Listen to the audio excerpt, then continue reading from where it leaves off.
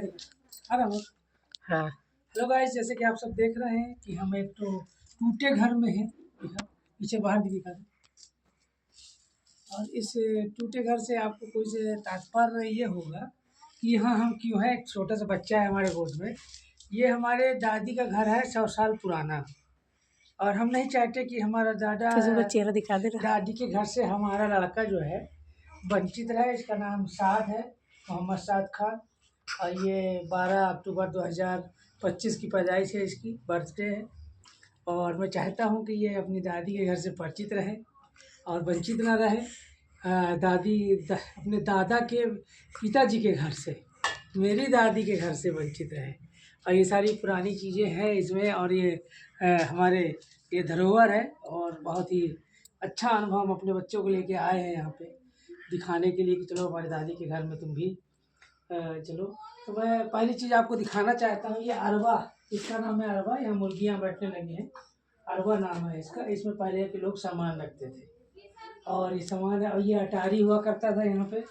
इसको दिखाओ, इसको अटारी होता था। चल रहा है कि नहीं चल रहा है? अटारी हुआ करता था यहाँ पे ऐसे। और यहाँ पे ये मट्टी का ऐसे वो कर देते थे, रूंध के और छाप के बनाते थे यहाँ पे कुटला। उसमें धान रखते थे। और ये कुटला का एक भाग बचा हुआ है, अभी टूटा नहीं है। जस्ट ये यहाँ पे कुटला होता था, यहाँ पे धान रखते थे। जो भी खेती से किसानी से आता था धान, उसको रखते थे यहाँ पे। और फिर आपको एक अनोखी चीज़ मैं दिखाता हूँ। उस धान को रखने के बाद ये इसको कहते हैं मूसर।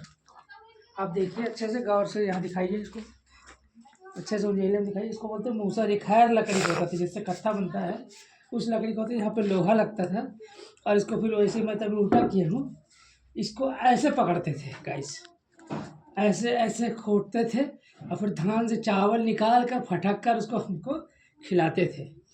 और मेरे दादी के 5 बच्चे थे, लड़के थे 5।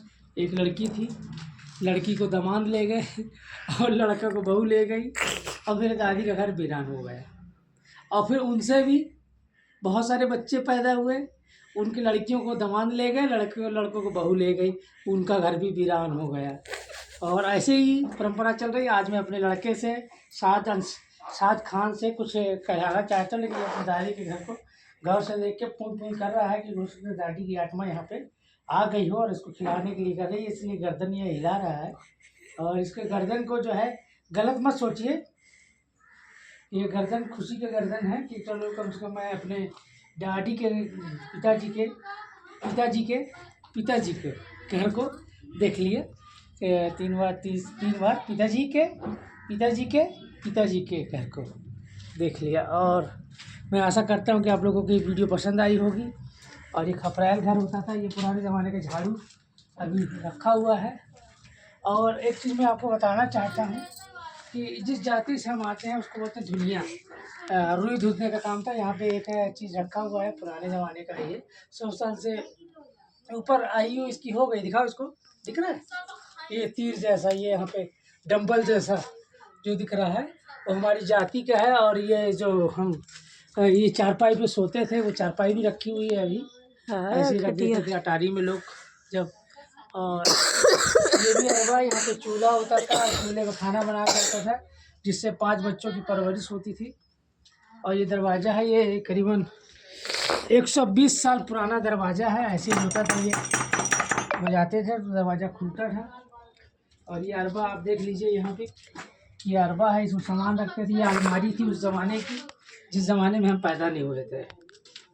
और मैं आपको क्या दिखा सकता हूँ जो आपको नहीं देखे हैं। तो अब प्रश्न उठता है, खटिया में चारपाई क्यों होता है? आप इसका जवाब दीजिए।